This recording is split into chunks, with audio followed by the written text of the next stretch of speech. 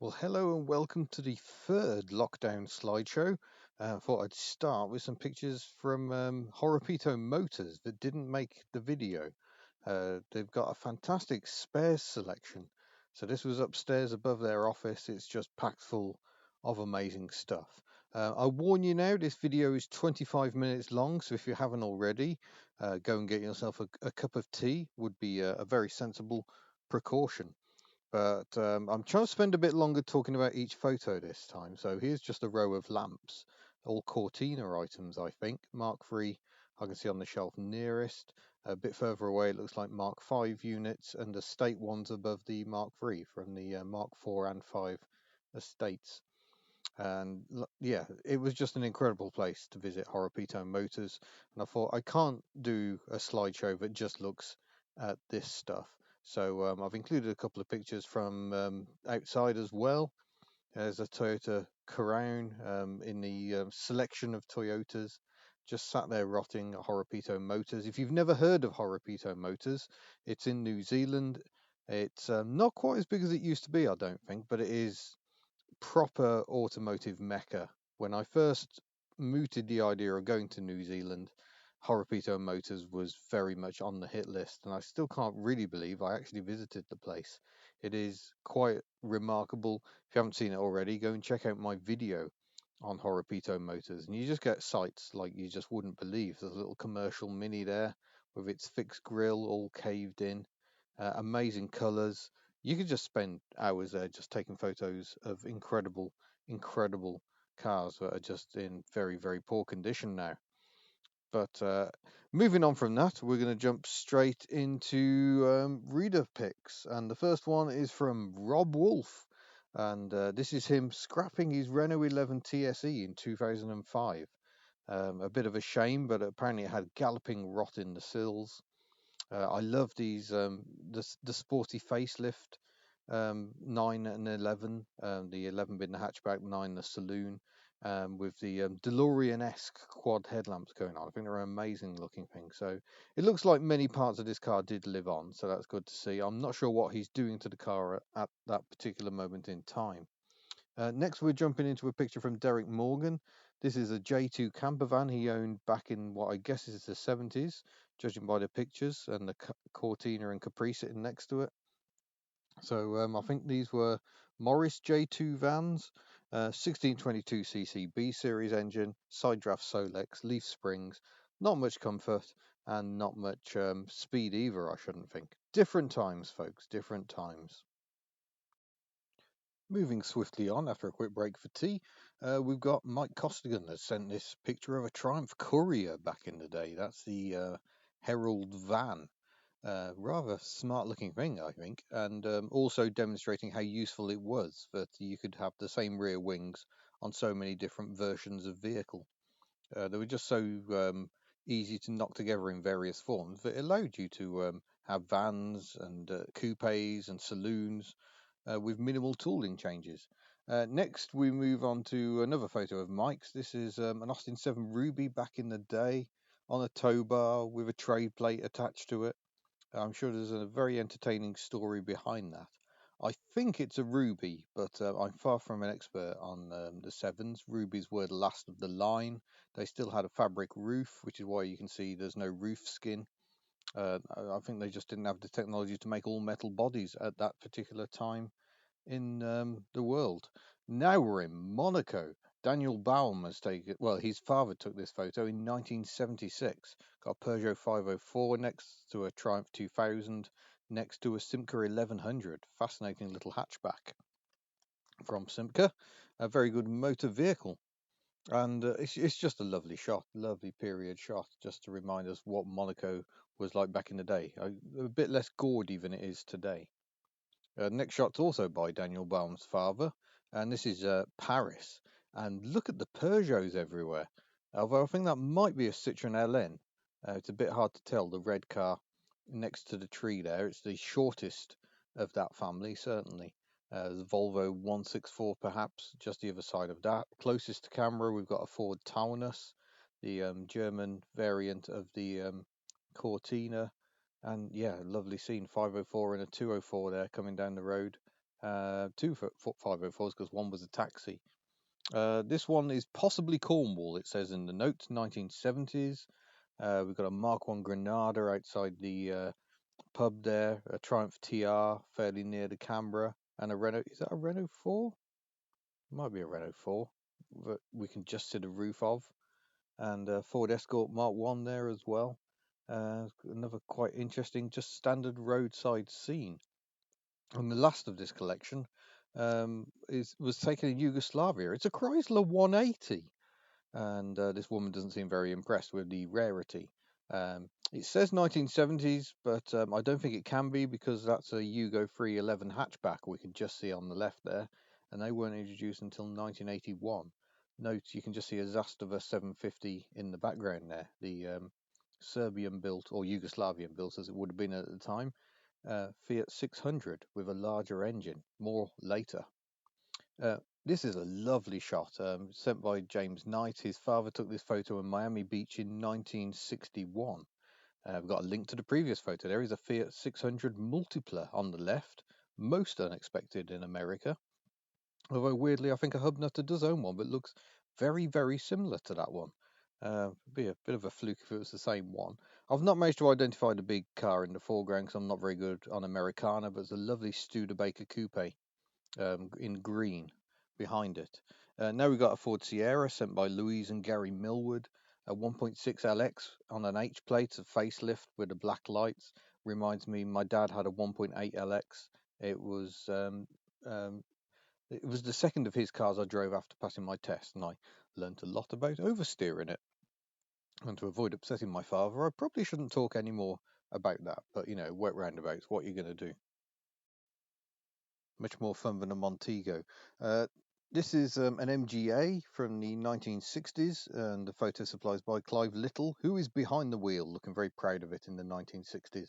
Slightly confused by the car, because it looks like an early MGA 1500 with a smaller lamp below the headlamp, but it's got the sunken grille, I think, and the sunken grille was only fitted to the 1600 Mark II. Maybe there's an explanation for that. Maybe it's just a trick of the light and the grille isn't like that. Here's another fabulous car. This Lotus Elite 503 belongs to Miles Revell. This photo was taken a long time ago, I suspect, but nonetheless, he still owns the car, currently sawned. Very rare, and I had a Model 1 of these with John Player Special logo, towing a Formula 1 car on a trailer, and I trashed it and still feel bad about that. I have actually driven one. They're interesting cars to drive. Miles has more photos for us, including this lovely Austin Montego Vanden Pla EFI. Apparently that was the day it was returned after some oiks stole it and it got a bit damaged, so it's just come back from the body shop. Beetle in the background was apparently being welded up on a fairly regular basis. I've got another photo of this Montego as well. They work really well with the 2-litre fuel injection engine and pulls really nicely, and of course you haven't got the faff of carburetors. My dad's 1.6 Montego never wanted to start in the rain. But if you look at this shot, in the background on the driveway you can see a Rover 820, which is apparently visible in the previous shot as well. I didn't quite clock it, but Miles' father sold that to that neighbour at the time. I'm not sure exactly when this photo was taken, but I think that Rover 416 was probably fairly new at the time. Sadly, that has been scrapped in 2005, apparently. Now, the next selection of images were all supplied by Will Woodgate, and they're all photos taken by his late grandfather. Will's been steadfastly converting the slides. And this is a lovely scene here. We've got an F-type Victor at Barretto Reservoir, or perhaps. I'm not sure where that is in the UK.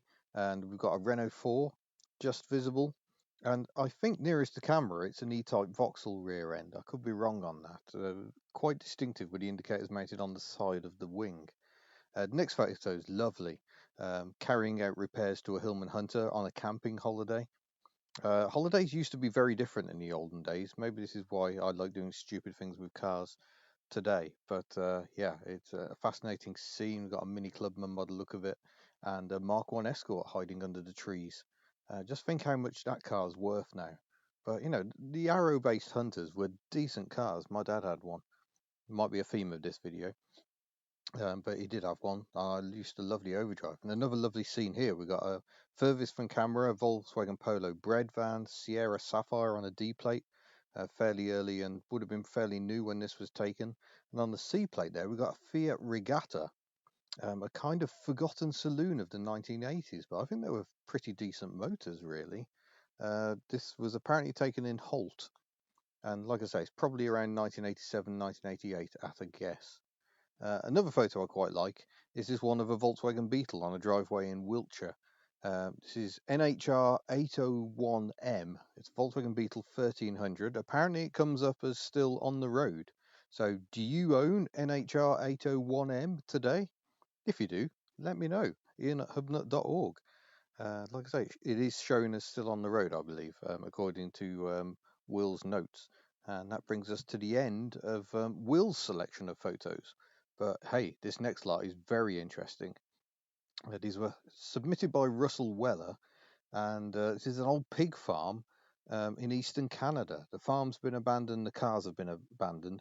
Peugeot 404s, very unusual. Saloon and estate there. There's a few more dotted about the place as well. So Russell quite correctly says it's more like an abandoned pug farm. And yeah, remarkable scenes.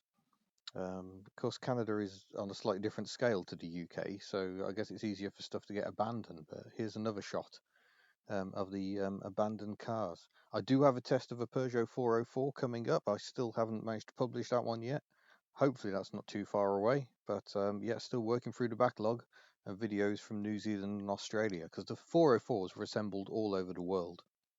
New Zealand, Australia, I think Argentina as well, and Africa.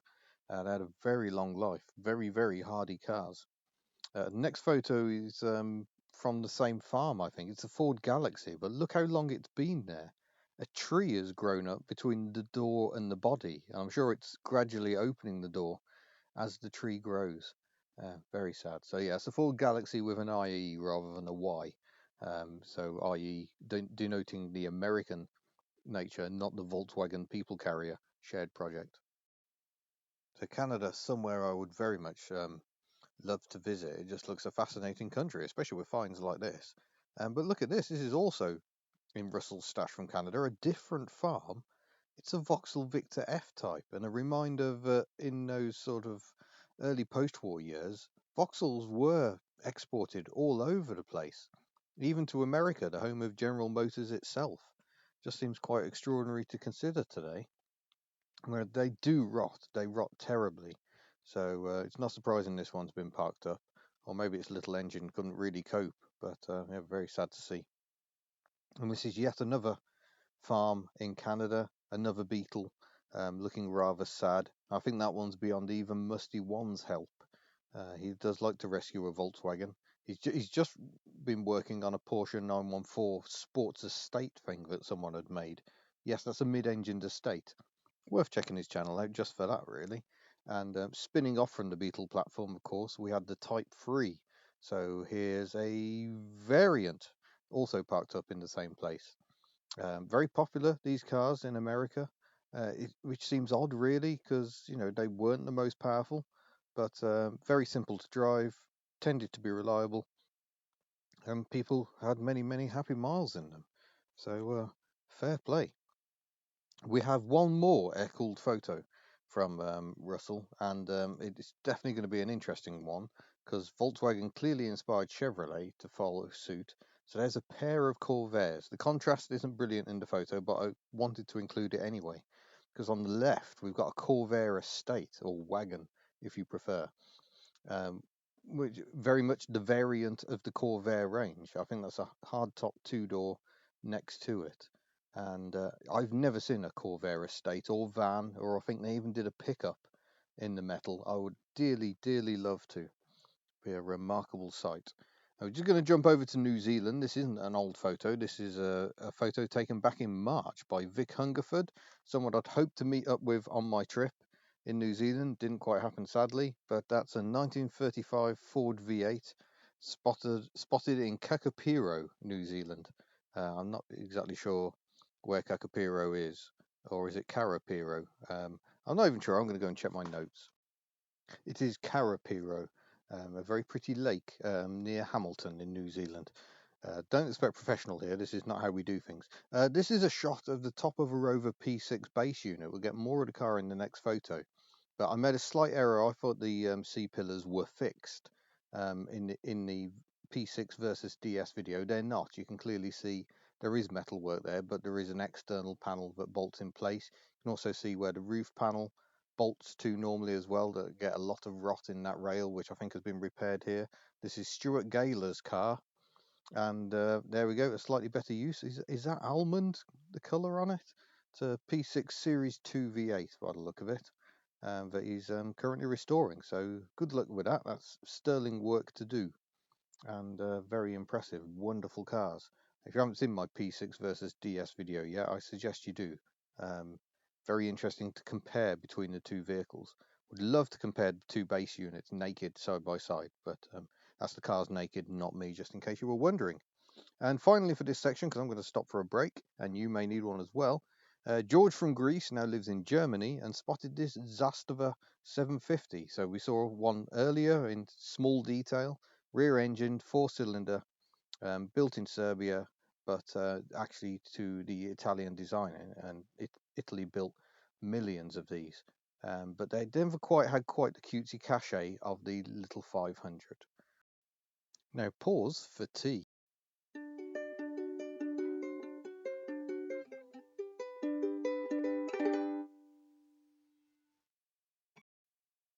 Welcome back, and we'll jump straight to Lima, capital of Peru, for this lovely Datsun 720 pickup spotted by Dominic, with what I think is a Toyota Corona T130 behind it.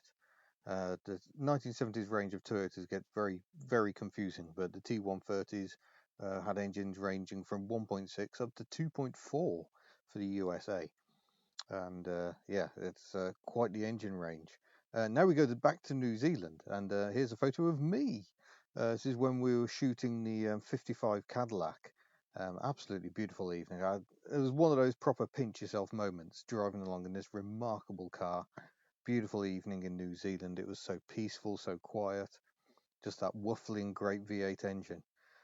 Good times indeed. So yeah, hello Nick. Nick Wiseman took this picture.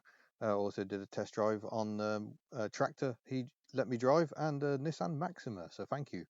And this is now Australia. Colin Power sent this photo. This was his dad's Morris Z, which is a utility version of the Morris 8.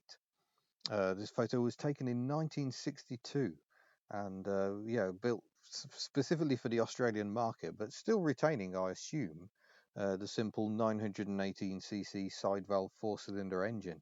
So I mean, it just doesn't sound an ideal vehicle for the UK, let alone Australia. But different times, I guess. We now jump into some street scenes from Madrid, sent by Salvador Lopez Munoz. That's one fantastic name, sir.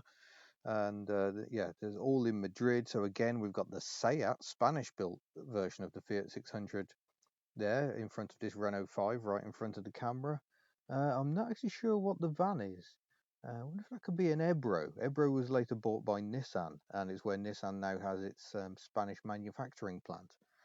It's another fascinating scene. We've got one for the bus pervs here.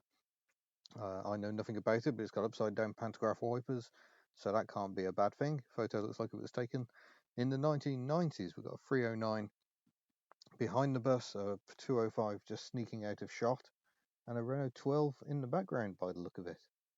Happy days. And I love these simple street scenes, the scenes you and I would have seen every day, but some people actually think to take photos of them, which can only be a good thing. And this is yet another one. We've got a Seat 1500, I believe there, taxi. There's a Renault Dauphine just behind it to the right there as well. I really should get a pointer so I can actually point at these cars. But again, a very Spanish scene. So Seat began as an offshoot of Fiat, before later being purchased by Volkswagen and going in a very different direction with its cars. And yeah, I kind of miss the independence they once enjoyed. And finally, this shot, we've got a Renault 4 van, a Renault 11 closest to camera. We can see another 600 in the background, next to what I think is the rare four-door version of the 127. I think that was unique to Spain. Also unique to Spain was the Renault 7, which was a Renault 5 with a boot. So some very odd vehicles to spot there. Talking of odd vehicles, we're now going to jump to what I think is Argentina. The email from Sandra Latarizi didn't explain much, but that's a Volkswagen 1500, which was the final incarnation of the Hillman Avenger. Volkswagen bought the factory in Argentina, facelifted the Hillman Avenger to become the Volkswagen 1500. This is the final facelift with these big chunky rear lights which look entirely out of place. So that's a great spot. Production of these vehicles ended in 1990, which was a question in a recent quiz I put together. And now we jump to Japan and Wasabi Cars.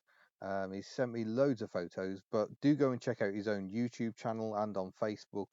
Wasabi Cars, he spots all sorts of great stuff. I mean, look at this for a scrapyard scene. We've got in that back row, there's a Nissan Figaro, an MGF, a Mini, a Honda Beat.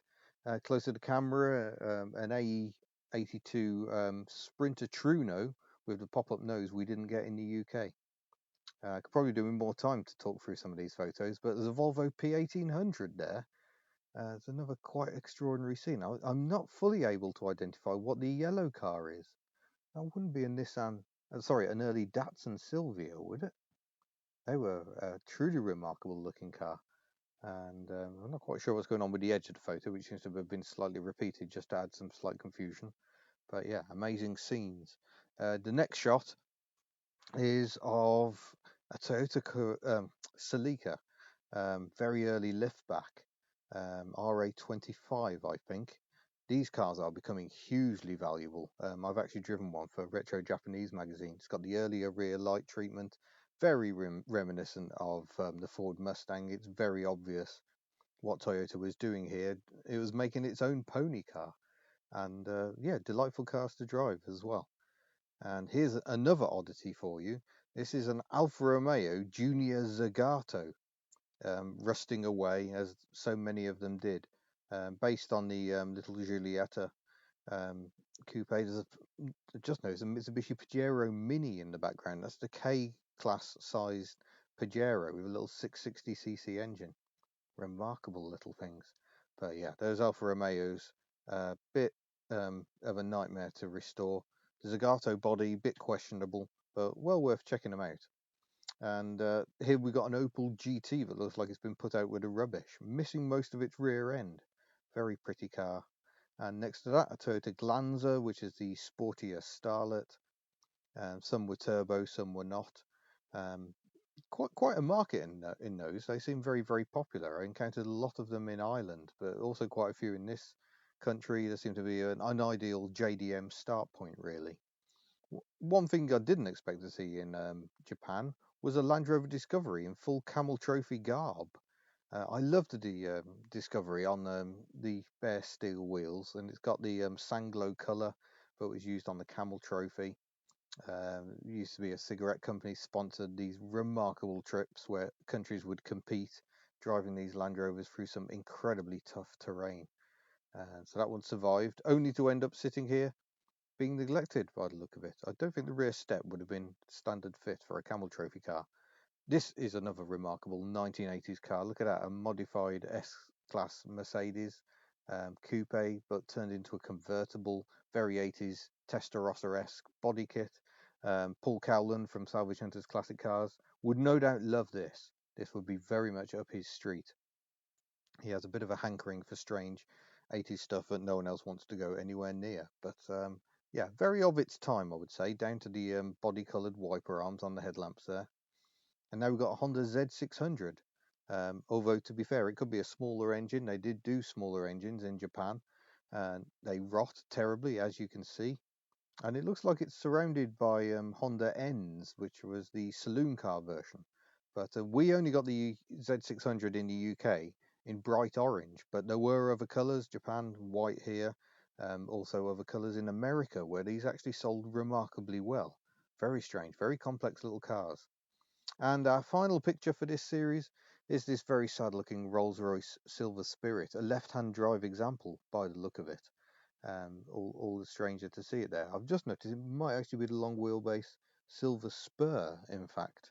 But yeah, I guess the market is limited for these cars once they get to a certain point in life where the upkeep becomes a bit oppressive, shall we say. But there we go. I hope you've enjoyed that, and look forward to seeing you in a future video. Farewell.